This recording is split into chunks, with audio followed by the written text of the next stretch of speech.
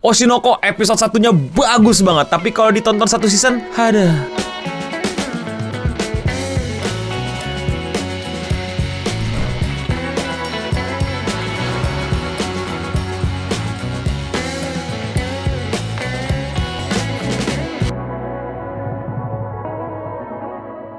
Selamat datang lagi di podcast Indonesia Radio Singham, di mana kalian gak perlu lihat visualnya, kalian tinggal pasang headset atau gedein speaker dan kalian bisa lanjutkan aktivitas kalian. Dan kali ini gue bakal nge-review Oshinoko yang udah gue tonton satu season. Yes, gue kecewa berat. Gue bener-bener kayak, aduh, kok begini ya? Gimana gue tidak kecewa berat? Kita diberikan sebuah episode yang sangat luar biasa mantap, luar biasa menyenangkan, luar biasa visualnya itu. Aduh, ceritanya juga, aduh. Satu episode, 1 jam 30 menit. Menyenangkan sekali hidupku menonton Oshinoko. Tapi setelah itu, gue nggak bilang Oshinoko ini tiba-tiba jadi jelek. Oshinoko menurut gue yang tadinya jadi bagus banget menjadi cuman bagus aja. Episode satunya terlalu besar, terlalu wah, terlalu meriah yang nggak bisa diimbangi dengan episode-episode setelahnya. Seperti yang udah gue bilang di review gue sebelumnya, gue itu sangat-sangat menantikan sebuah Oshinoko yang nggak tentang idol, yang nggak tentang industri hiburan di Jepang doang, tapi tentang bagaimana Aqua mencoba mencari tahu siapa sih sebenarnya nih yang memberikan informasi kepada pembunuh ibunya si Ai ini. Dan dari satu season nggak kemana-mana, bener-bener cuman jalan di tempat, bener-bener cuman kayak sesuatu yang dark yang bisa untuk menemani kalian menonton, bukan menjadi poin utamanya. Poin utamanya balik lagi ke industri Jepang, sebagaimana kejamnya, sebagaimana seramnya, sebagaimana kalian mungkin belum tahu. Seperti yang gue udah bilang, gue udah tahu banget, gue sudah ngikutin banget, tapi ya gimana ya, jadi kurang menarik dan jadi kayak slice of life. Bener-bener tuh kelihatannya tuh kayak anime coming of age gitu loh, yang dimana wah, kita idol group yang tidak dikenal, sekarang gimana caranya kita jadi idol group yang terkenal. Sangat-sangat menjatuhkan ekspektasiku. Salah sendiri, no, lu punya ekspektasi, ya biarin lah, suka-suka gue mau punya ekspektasi apa enggak. Semua episode di season 1 memang nggak ada yang bisa nyaingin episode satunya, tapi gue mau kasih semacam apresiasi untuk beberapa episode yang menurut gue itu keren dan perlu banget kita bilang itu bagus banget. Tentu saja nggak jauh-jauh dari episode trigger warning ya, tentang Bundir, yang dimana salah satu talent dari reality show itu berusaha untuk mengakhiri hidupnya. Digambarkan dengan sangat bagus, digambarkan dengan sangat-sangat visual yang bener-bener bikin tegang juga, dan juga mimik realita yang menurut gue sesuai. Well, gue nggak pernah pengalaman punya Bundir sih, tapi kayak gue jadi bener-bener ngerasain gitu niatan dia, kesedihan dia, kehancuran dia, dan kekacauan yang terjadi dalam hidup dia hanya karena satu hal, dan hal itu dikomentari oleh netizen, dan komentar netizen itu menghancurkan hidupnya. Apapun yang lu lakukan ketika lu blunder itu salah.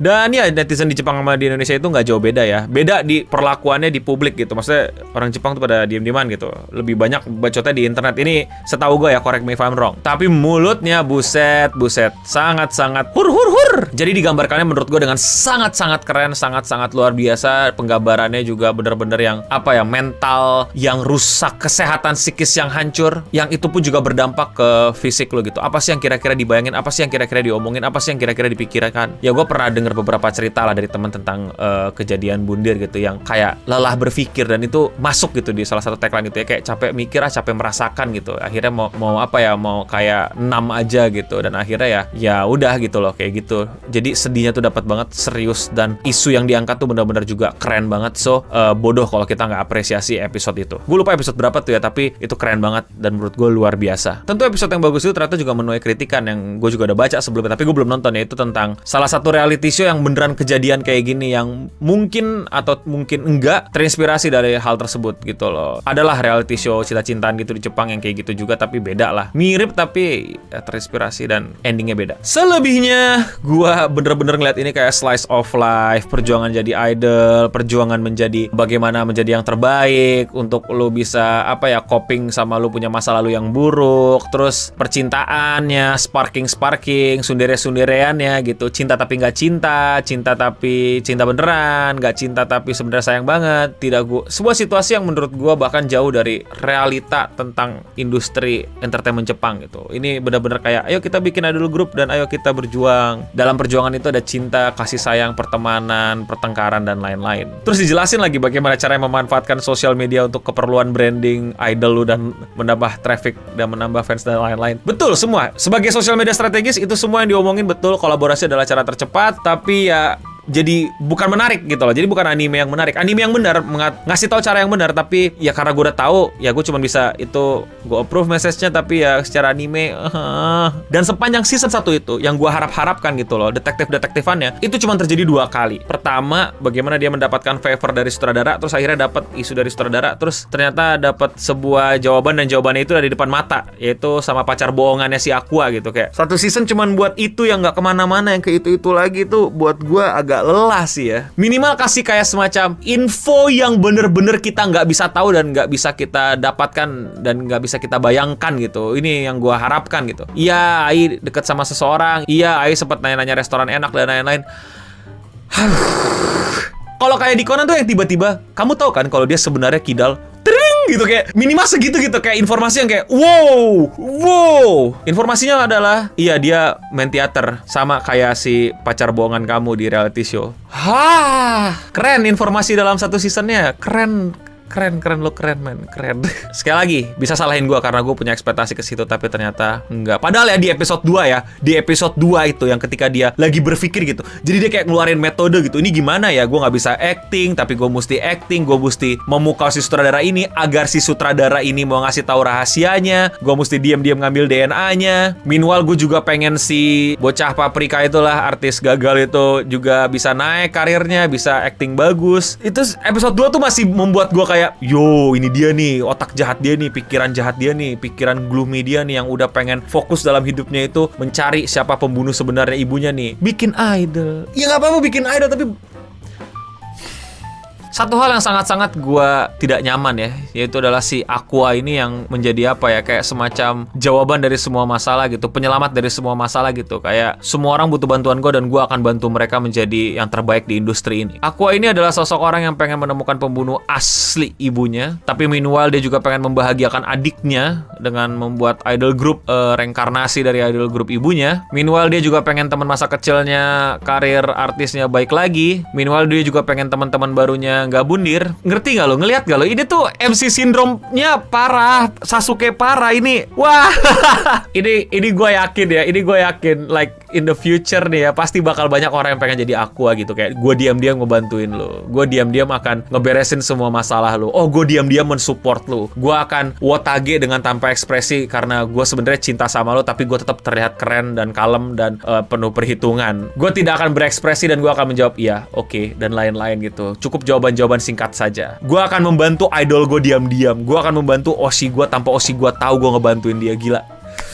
Ini sudah gue ramalkan masa depan nih ya, perwibuan nih ya. Pasti akan ada nih wibu yang pengen jadi Aqua nih, pengen jadi MC kayak Aqua di real life nih. Tuh rambutnya tutup sebelah tuh mata tuh ya. Terus naik motor lu, nabrak pohon lu ya. Jangan begitu, buka lu. Kita udah punya contoh-contoh orang yang nutup matanya nih di Indonesia beberapa tahun lalu ya. Tidak cocok tetap ya, beda anime sama real life. Bukalah matamu, nah jangan ditiru itu Aqua. Selain rambutnya yang jangan ditiru, sifat MC-nya juga jangan ditiru. Tidak keren, kerennya cuma di anime. Kalau lu pengen membantu diam-diam, tidak mau menunjukkan diri, tapi membantu mensupport, sebenarnya terserah lu sih. Cuman kalau lu pengen terlihat kayak Aqua, gue akan bilang dari sekarang, kurang sih bos, kurang. Dukunglah Oshi lu, idol lu, siapapun itu dengan cara yang paling normal lah. Wotage lah sekencang-kencangnya. Gak perlu menjadi sosok diam-diam misterius yang ngikutin, yang nge-stalking dari belakang, yang apa ya, menjadi MC yang berusaha mencatat kehidupannya dan bilang aku akan berikan yang terbaik untukmu gitu dan karirmu karena Aqua mengajarkanku untuk menjadi apa. Jamet. Jadi itulah pesan gue ya, jangan kalian jadi Aqua. Jadi ya overall menurut gue anime Oshinoko ini tetap anime yang bagus, tapi gue cuman punya ekspektasi yang salah. Oshinoko ini bagus di episode satunya, bagus banget, sangat-sangat luar biasa, sangat-sangat menyenangkan. Bahkan dari visualnya ya, menurut gue tuh penurunan. Di episode 1 tuh visualnya tuh bener-bener yang kayak wah, penganimasiannya tuh sangat wah sekali, tapi 2 ke seterusnya sangat bisa terlihat banyak still image gitu-gitu aja. Iya, tidak sewah episode 1. Secara plotting cerita juga ternyata tidak sewah yang gua bayangkan. Tidak sewah build up di episode 1. Tidak sewah apa yang selama ini diomongin banyak orang tentang Oshinoko. Mungkin orang-orang itu hanya ngomongin episode 1-nya, tapi ya as a whole Oshinoko tetap anime yang layak tonton, anime yang bagus, bukan anime yang jelek. Hanya saja kalau kalian nonton episode 1-nya, habis itu kalian pengen nonton episode-episode berikutnya, ya sabar-sabar aja. Apakah gua akan tetap nonton season 2-nya? Tetap gua akan tungguin, tetap akan gue coba ikutin, tapi tidak se-excited gue nontonin season 1. Jujur gue sebel sama sosial media, gue udah kena beberapa spoiler yang menurut gue tuh kayak, kalau spoiler ini bener, apaan sih? Sumpah ini apaan sih? Kalian pasti tahu apa spoiler yang gue maksud, tapi apaan sih? Itulah dia review Oshinoko yang udah gue tonton 1 season. Kalau kalian suka sama konten-konten gue, kalian bisa support langsung gue dengan membeli merchandise kami. Kalian bisa ketik di browser bit.ly/tokocs huruf kecil semua, atau kalian bisa klik linknya di deskripsi di bawah. Di sana kalian akan diarahkan ke toko dan bisa pilih berbagai macam merchandise kami. Kalau kalian suka, kalian bisa beli yang ini, yaitu merch wibu lokal kami. Tapi kalau menurut kalian review Oshinoko gue gimana? Kalian setuju? Apa kalian nggak setuju? Apakah kalian sepakat sama gue kalau episode satunya itu terlalu bagus, yang lainnya kurang bisa mengikuti? Atau kalian bilang, enggak bang, ini the whole season bagus banget kayak episode satunya? Silahkan kalian komen di bawah, silahkan kritisi gue juga di kolom komentar di bawah. Itu aja dari gue, Eno Bening, dan untuk kita semua, stay clean and sound.